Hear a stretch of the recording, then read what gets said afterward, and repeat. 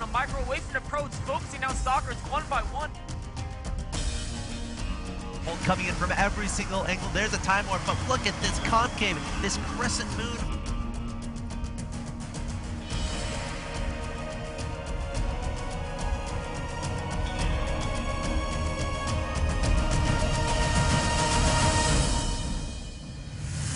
The fight. This is what's going to happen now. The supply goes in Huck's favor. He's just going to barrel through, take out whatever. So much file here coming forth. Looking like Nesty is going to take it here. Dancing the roaches a little bit. Scarlet. Now the Hydras are exposed. Those units are going to die, and it's nobody going to make that much of a difference. GG.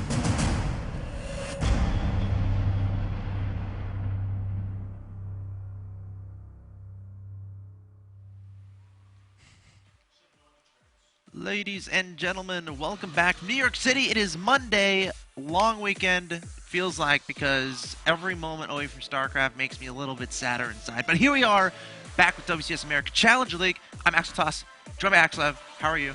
I'm excellent, man. I was watching, you were actually doing StarCraft this weekend. I was doing a little bit of StarCraft, Yeah. just a teensy tiny bit of StarCraft. Just That's like good. 28, 30 hours. I can't stay away, man. I can't stay away. The best part about it is, like, it's fine and all being able to. Of course, I was doing some community casting for DreamHack over the weekend.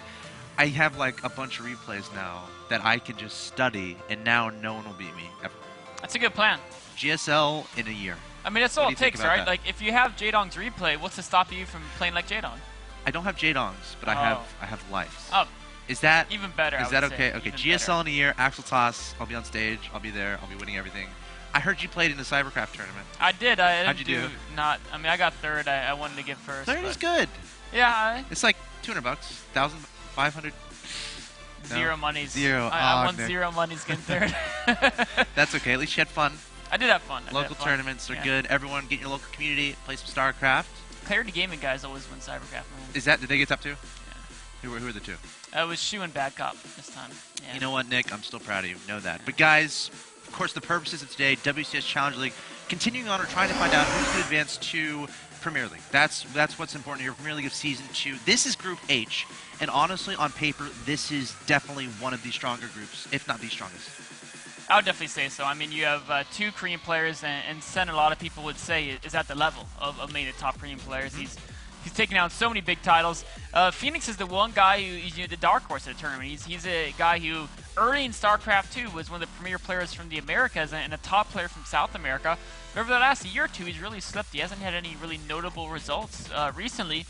But this is a stage where he can finally prove himself again. You know, if he can take down Oz and then take down one of either Sen or Sage, that'd be huge, because these are three heavy hitters he's in a group with. Yeah, that's going to be a difficult prospect. I think Phoenix definitely going to be considered the underdog in this group. Of course, format is double elimination. We're going to have a winner's match, we're going to have a loser's match, and then we're going to have a match at the end. The winner of the winner's match and winner of the final match advance to the Premier League. The winner of the fourth match of the night will advance to Challenger League, and the loser of the fourth match will be out of WCS America. That being said, we're live right now on Battle.net. I got Sen and Sage in this lobby. I'm going to ask if they're ready, and I hope they are. And it looks like Sen is ready. Waiting on Sage, but we got a PVZ on our hands. The first map is going to be Belshir Vestige. You know, I think just looking at results over the last year, I think Sen has to be the favorite for the entire group. I mean, if you look at, he got fourth place in the Blizzard World Finals the last year. I mean, he performed insanely well. He's gone third place at a couple NASL events, and I think 2 different NASL events actually. Yes. I mean, Sage though, Sage hasn't had that big win in the Premier event, but in the Acer Team Cup, he's been Root's ace player. Oh, yeah. And he's done very, very well against, I think, and he took out Hyun in the Challenger League qualifier. So Sage has taken on some very top players as well. It's going to be a very exciting match for these two giants. All right, here we are in the first best of 3 of the night. In the bottom right-hand location of Belshir Vestige, I present to you the Red Zerg player. He is Sen. Of course, on Team Gamma Bears, hailing from Taiwan. Premier League round of 32, he went 2-0 versus Kapach, 1-2 versus Crank, 2-1 versus Huck to advance himself to the round of 16. So he booked his flight to New York City to play in the round of 16, where he lost twice to Alicia and Nesty. And there's a common trend about all those names, Nick. 4 of them were Protoss, and he beat 2 of them. So 2-2 versus Protoss in WCS America. Of course, for the purposes of this match, it is against a Protoss. It's interesting to consider. Of course, in the Challenger League bracket stage, unfortunately, he was late to his match So he was disqualified and sent down here to the group stage. So that's how Sen got to this point. His opponent in the top left-hand location is your blue Protoss player representing Team Root and hailing from Korea. He is Sage, of course, trying to join his teammates Theognis, Puck, and Vibe, who are currently in Premier League Season 2. And interestingly enough, in the Challenger League bracket stage, he lost to Vibe 1-2. That has been his only match so far in WCS America because, of course, he got into the tournament by getting to the qualifier. So we don't have a lot of stats on him in this actual tournament, but his only he hasn't won a match in WCS America so far, but again, only one match, and against his teammate Vibe. And he also already took out Hyun in the qualifier for the Challenger League. So he definitely has a lot of PvZ skill there. You mentioned, against Vibe, he had some issues there a little bit, but yeah, I mean, Vibe also blazed through his group. I think he went 4-0 in a group with Killer and Major. So losing to Vibe is no shame at all here. We can see Sen opting for a pretty standard opening. Pool, then hatchery. Sage is going to scout this, and Sage is going for a gateway expand. And Sen, as soon as his Overlord sees the fact there's nothing at the natural to Protoss, he's going to know it's a gateway expand. He's probably going to throw it on the gas. So what do you make of this scout timing here on this probe? I mean, it's not early enough where it's going to be able to block that hatchery necessarily, which is like, to me it feels like, all right, if you're playing a PvZ and you're scouting, you're going to send a probe in the first 3 minutes. If you're deciding you're going to do that, why not send it a little bit earlier so you can try to be annoying at that natural? This is something, when people do the gateway expand, they often send the probe a little bit later. And I think the idea behind it is they're not too concerned about stopping the Zerg hatchery. Of course, it is nice to delay it. But with a gateway expand, there's all these investments you're throwing down early on. You're getting the gateway, the simulator, your mining gas, you're getting the Psycore. And you really don't want to lose any economy at all early because it'll delay your Nexus even more. And I guess the theory is, you know what, he can get that hatchery down as long as he doesn't take the very fast third hatchery. That's what I'm focused on, and that's the idea of getting the warp get up so fast as you can do some harassment, whether it's Mothership Core, if it's Stalkers, if it's airplay or multiple warp gates of attacks. It's all orientated around the 9 to third base. Not quite as worried about the 9 to natural. All right, 2 Lings going to scout in here from Sen. No, not going up the ramp, turning around. I guess seeing enough, but I think it would have been nice to see the lack of a second gas for Sage that's currently in his main base, which kind of implies I feel like we might see some additional gateways being added on as part of the wall at the natural expansion, perhaps 2 or 3 gateways, and then we're going to see some gateway aggression. Generally, if the Protoss players are going to get those 2 gases, and if they don't get those 2 gases in their main, obviously they're going to want to invest a bit into army in the early stages, so we'll look out for a 4-gate push here from Sage. That's right, we see him adding those 3 gates to the front. Sen spotted all 3 gateways though. His Zerglings popped back in, checked out the wall, and as a Zerg player, you always want to have some form of scouting in front of the Protoss base. Nice Overlord.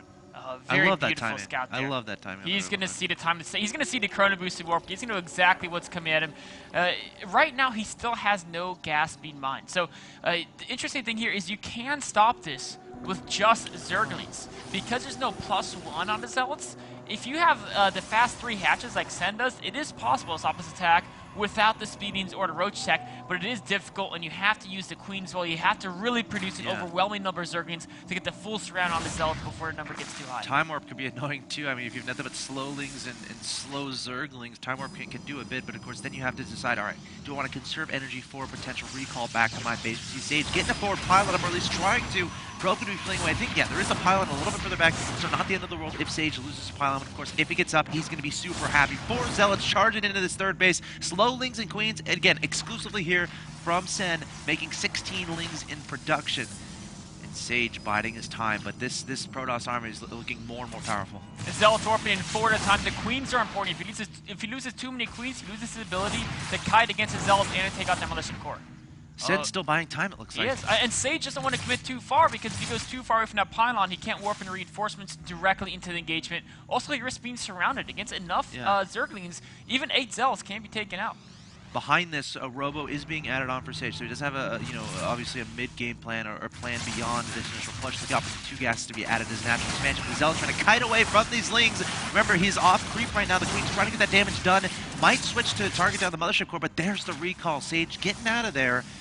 And if we're talking about if that was successful or not, it's very difficult to tell, because is, I mean, on the one hand, Sage avoided losing a lot of those Zealots, which is super important, because Sage is going to want to take a third base sometime in the next 2 minutes, and if he loses all those Zealots, all of a sudden it's very difficult to take the third base against the quantity of Zerglings that Sen has out in the field. And I mean, they don't have speed yet, but eventually at some point they would, and they're very good at denying the third base. On the other hand, Sen didn't take any drone losses. Yes, he had to build a lot of Zerglings, but because he didn't get any gas early, he had a lot of extra early minerals to play around with, and he could afford to get that many Zerglings right off the bat. Looks like a little bit of a follow-up push here from Sen, this time adding on, or from Sage, excuse me, this time adding on a couple sentries. And, you know, if anything, he can just recall, right? So no reason not to do this, really. And, you know, obviously if your opponent, if you can force some units to be made out of your opponent, you're going to be really happy. So not committing a lot into this. I mean, again, he can recall at any moment, of course. Must keep that much core alive. Behind this Twilight Council done, smells like Dark Templar because he doesn't have a Forge out. So, you know, as far as, okay, why are you making the Twilight? It's either going to be Blink, Charge, or Dark Templar, I think. A lot of pressure coming out from Sage here. Oh, great force field. So many of the Zerglings can assist the Queen. Oh! Mothership Core gets taken out, though, so this kind of changed a little bit. Now Sage is a little bit forced to get a lot of damage done, considering he can't retreat. Zelt's getting a lot of damage to the Lings. Sentry's going to back up, but no more force fields are available. And speed is about 80% of the way done here for Sen. So Sage, it's a little bit dangerous moment. I mean, does he just continue to commit again, or just back up, go back to base? I think he has to back up. I mean, right now he has a stronger army out in the field, but the problem is that over time, Sen cannot produce, and this army can't retreat, like you said, unless it starts running away now. On the other hand, his third base was denied by Zergling, so he feels he has to get more damage done before he can back away. Now, no roaches have yet been made here from Sen, which is actually pretty intriguing. He does have a roach warren, but hasn't wanted to spend any gas on the roaches, where it's a little bit interesting because there's a lot of zealots in this composition. So if you're making leads, it's going to be much more difficult to deal with it. But Sage again trying to set that third base. Zergling spots it. Zealot is there to protect the probe this time, so he's going to eventually get that third base up. But he definitely needs to put more pressure on Sen. Sen's been on 3 bases for quite a while. Yeah, again, extending towards that third base. 1-1 is about to finish. Baneling Nest on the way as well, so we'll have to see what Sen decides to do with that, trying to swoop in here with these Lings to get that damage done, but 2 Immortals being added onto this composition to potentially deal with the Roaches, but the Zealot count staying relatively high here. I think he has about 8 or 9 there, and still just having this forward presence in the Dark Shrine, ominously, is about 80% of the way down the map. Oh, the Zealot count is so important. Once those die, Speedbeams can overrun the army. There's still a few Zealots left, though. He's warping in more and more every second. Sentries with their forces can also be valuable. Drones are having to be pulled off the line now. Wow, a lot of drones going down. Some Lings coming in here from Sen, and the Dark Shrine is about to finish. I think Sage is in a pretty solid position, even though he's losing a lot of Zealots here, because once he starts warping these DTs in, he can get even more damage done, and Sen is going to have to start worrying about that. And again, his lair is done, so he does have the ability to make an Overseer, but no detection as it stands at this third base. Sen has no idea about the Dark Tumblers that are about to come in here. One key thing that Sen has going for him is he does have the upgrade advantage, so his Zerglings are going to be very cost efficient against the Protoss onslaught, but the DTs could be instrumental in dismantling Sen's economy. Great surround with these Lings onto these Sentries, onto this Immortal. Not enough energy just yet for recall, so there's no getting out of here, and every single unit is going to fall. 3 Overseers in production, but DT being sent into the third base. War Prism warping into DT into the main, so Sen is now have to worry about dealing with these Dark Templars. If Sen doesn't take too much damage from these Dark Templars, he's going to be in an okay position. Sen was very fast in making those Overseers. There's still some more DTs in the main. Drones who are actually having to be pulled there, but he does hold for now. Remember, Sage's third has been late, and most importantly, Sen has a significant upgrade advantage. Now, he's lost a lot of drones. He had to pull drones against his Zealot attack, then he lost more to DTs, 26 workers killed. So if you look at the income tab, yes, Sen's on 3 bases, but his worker count is very low. In fact, he's actually being out-mined. If you add minerals and gas together, right now Sage is out-mining Sen. Sen still does have that very important upgrade advantage, so it may be okay that he's down on economy. He has a bunch of units on the field, too. He does. It's, you know, it's a very interesting game. The way the game has gone, it's not clear who's ahead. You know, Sage doesn't have a great mid-game composition because he went for the DTs, because he delayed his upgrades, because his third is late. His army is not that intimidating, but on the other hand, Sen, well, he could have an intimidating army with the upgrades he has. He doesn't have the economy to really continue to produce a massive amount of units. When he shoved off that push at the third base, he had about 50 Lings on the map. I feel like that's almost a situation where you send those Lings across the map, try to kill your opponent's third, to try to deny it. If anything, force some DT weapons back at your opponent's side of the map, and then use reinforcements to help deal with the DTs. But, you know, Sen not doing that. What are your thoughts on how, you know, Sen's reaction as far as after killing that army leading to his third, keeping all of his units back to deal with DTs rather than trying to deny that third from Sage. It's always a tough choice because on the one hand, if he counterattacks, maybe he could kill a third base and then be ahead in the game. But if he counterattacks, he has to build more units to deal with the War Prism Ras. Oh, so like you'd rather make drones and keep your army back kind of thing. That's what Sen was thinking. He really felt, you know what, I've lost so many workers. He was only down to 45 drones, and he's like, I need to just build more drones. They have an upgrade advantage. If I can get to Hive Tech with my 2-2 upgrades already done on melee units, and the fact that he skipped a Forge for so long, if I get to late game, my army will be better than his, just due to those upgrades. So, a more conservative option to not try to attack the third, where if he failed, if there was enough warp-ins, if there was a good wall set up, if he couldn't kill the third, he might end up behind. Now, if we're talking about Sage's point of view and what he's seen a lot of Lings. He's seen, the Hive in production with that War Prism in his opponent's main. I feel like he could probably guess what's coming as far as the Ultras, but he knows the timing of that Hive. So I feel like he's going for this Charged Lot Zealot, really heavy, Charged Lot Archon, really heavy pressure off of these 3 bases. And if he can get, I feel like he's going to try to get as much damage possible done before those Ultras get out. We can see he's added 4 more gateways to do that attack you're talking about, but Sen with a nice amount of Spine Cores in the main base is going to defend the War Prism Ras without a problem. Yeah. The main force is significantly smaller because so many units are devoted to War Prism Ras. There's not many Zealots in his competition. If more Zealots aren't warped in, Speedlings could overrun this army. Sen reacting really late, though. 2 Force Fields going down. The Force Fields weren't that good at all, and he's going to recall, but taking out that natural expansion. He also denied the hatchery on the left side as well, so Sen down to 2 mining bases. A big win for Sage there, I would say. Yeah, Sage going to be really happy about that. Has Colossus on the way. Still has to be very cautious of what direction his opponent is going. And Sen is kind of all across the board here. Throwing down a Spire, throwing down that Ultralisk Cavern, working on a +1 missile attack upgrade, Adrenal Glands, Central Fugal Hooks, again, for Baneling. So, Sen is still going a lot of different directions with this tech, and it's going to be very difficult for Sage to try to identify exactly what he's going to be dealing with as this game goes forward. Oh man, losing those Archons was not good for Sage here. The ideal composition he wants against Ultras tech is going to be a good amount of Immortals, but also, very importantly, because he's behind in upgrades, he's going to need a very good way to deal with the mass speed needs of Sen, and that's going to mean Colossi tech. That's going to mean Sidestorm, that's going to mean Archons. AoE. So important against that mass link play. Of course, Storm is about halfway done, and Colossi coming out, and Thermal Land. So really covering all of his bases is Sage at this point, trying to do some harassment at this third, while getting his 4th up back home. As it stands, I think Sage is going to be really happy with his position. The question is going to be, what kind of damage can Sen get done to try to bring himself back into the game with these Ultras that are about to pop out, and of course adding on all these upgrades for those Ultras.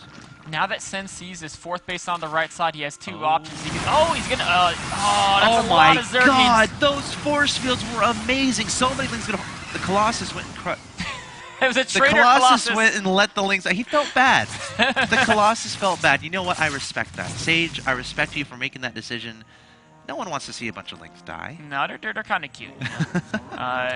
Sage has lost the last couple of War Prisms as well, so now he has no ability to really harass Sen. The Queens have done a great job defending that.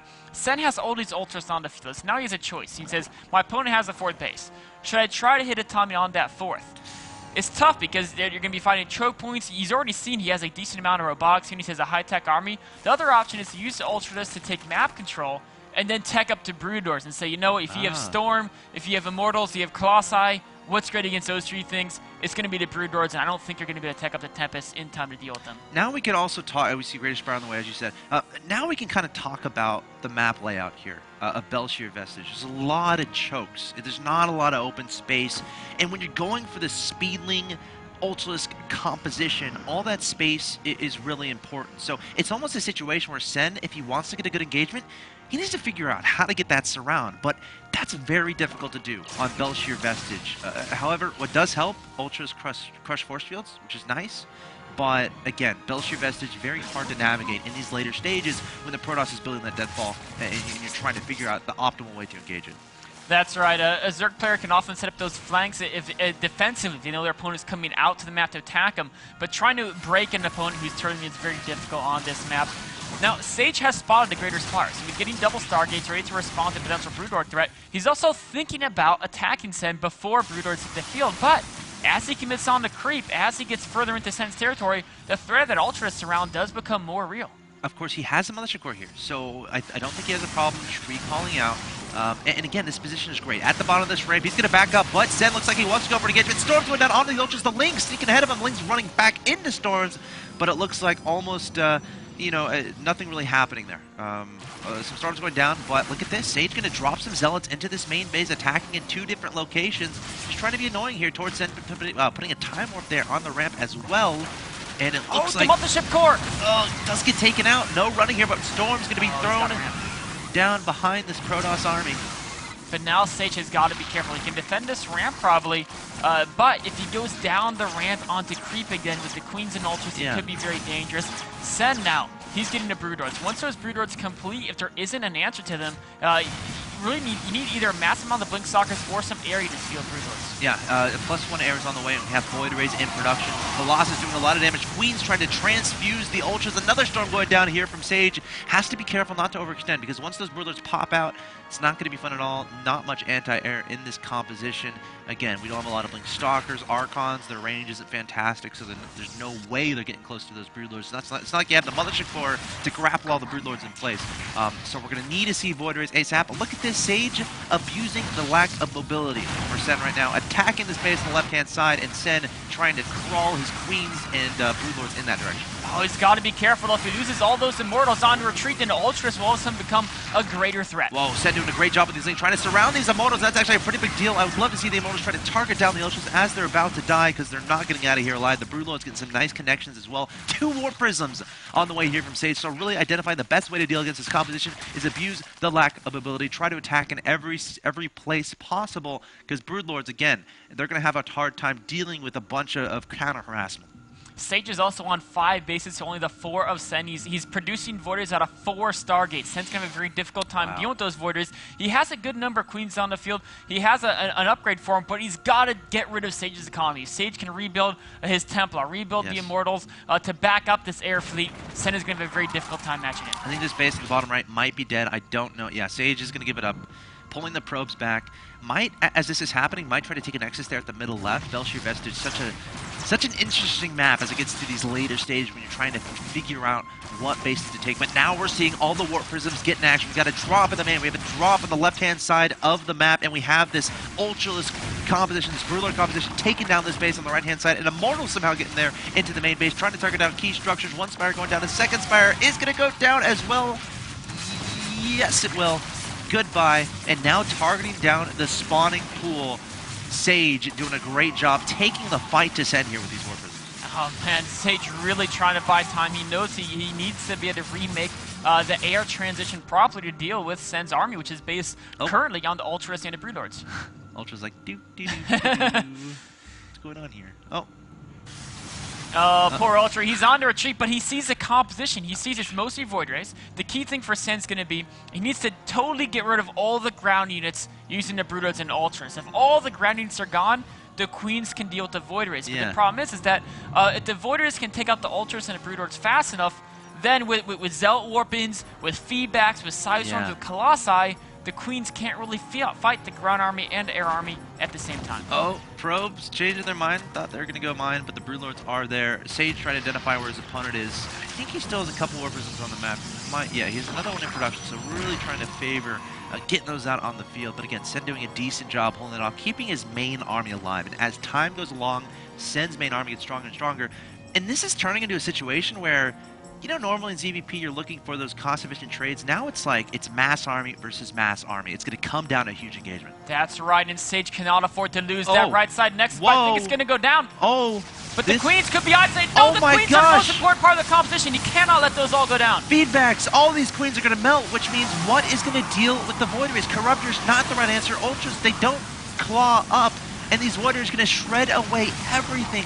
One little mistake from Sen, and he loses every single Queen. These Brood Lords might end up dying too. The Corruptors trying in vain to protect them, but these are Void Rays. Oh man, the Corruptors stand no chance. Trying to remake 15 more Corruptors, but there's so many Void Rays, I don't think 15 Corruptors can even touch them. Now the Brood Lords are dying, so we can warp in more ground units as well. Sen took out Sage's most important mining base, but at the cost of his army, it was just not worth it, man. No, it's one of those situations where the Queens, like, it's not their fault. They're slow. So they're like, Sen's like, all right, army, let's go over here And the Queens are like, okay, let's go. But they're slow. So they were really far behind. Of course, Sen is shouting at the Queens, why didn't you go? They're slow, and they're going to die. And you notice a situation where if the Broodlings and Ultras were in front to keep the Templar back, keep the Archons back, maybe Sen could have won that engagement. Because that number of Queens versus the Void Raids alone, they might have done pretty well. They had so many transfuses as well. But once the Templar got in there, got all the feedbacks off, that's where it looks bad for Zerg. And then you're stuck with just air against air. And air against air is always going to go the Protoss' way, unless you have an overwhelming amount. Pretty basic idea here, guys. Have an army engage with all of it. You need to do that. Unfortunate situation there from Sen. Great game, great build up to that point, but then Sen just miscontrolling once. And that's what will happen in StarCraft 2. So guys, stay tuned. This is a best of 3, so Sen still has the ability to come back. But for now, Sage is up 1-0. Game 2 coming up.